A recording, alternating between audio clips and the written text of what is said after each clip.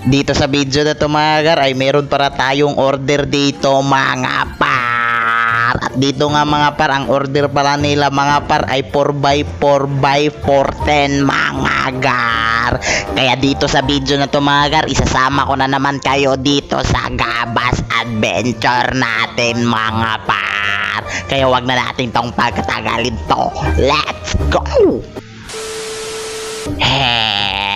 Hello guys! Dito sa video na to mga gar, isasama ko na naman kayo dito sa Gabas Adventure natin mga par. Dito nga par, tinatabas na nila yung 4x4x410 mga gar. Alam nyo ba mga gar, ay napakabigat yan talagang pasanin mga gar. Kaya dito nga gar ay amin yung lalahongan mga gar. Alam nyo ba mga par, ang trabaho na ito ay napakabigat talaga mga par. At habang hindi pa tayo tinatawagan ng ating ina-applyan mga par, ay dito muna tayo mga par. Alam nyo ba mga par, ay nasasanay na yung lawas ko sa kakabuhat ng lubi na mabibigat mga par. At siyempre tinutubuan na tayo ng muscle mga gar.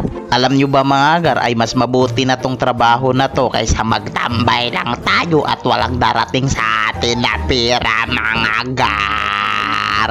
At ito, laban lang tayo sa buhay. Kahit mabibigat yung ating inal sa mga gar, ay wala tayong magagawa. Kasi sa Pilipinas, mahirap maghanap ng trabaho mga gar. At sa puntong ito mga gar, ay tinatabas na natin yung mga lobe na order mga par.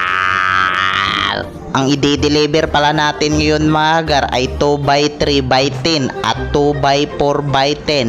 At syempre mga gar, ang 4x4x410 mga gar.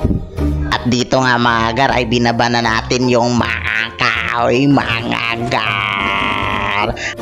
Alam nyo ba mga gar, sa buhay ng tao mga gar ay huwag tayong magpinulo para hindi tayo magugutom sa anumang dahilan mga gar. Kaya dito sa video na to mga gar ay malapit na tayong matapos mga gar. Kaya maraming salamat sa inyong panonood mga gar. Shout out kay Uncle Dodong o kang Kuya Hakad mga par. Maraming salamat sa inyong walang sawag suporta mga gar. I hope so nag-enjoy kayo sa video natin mga par. At dito ko natatapusin tong video na to mga par. Bye!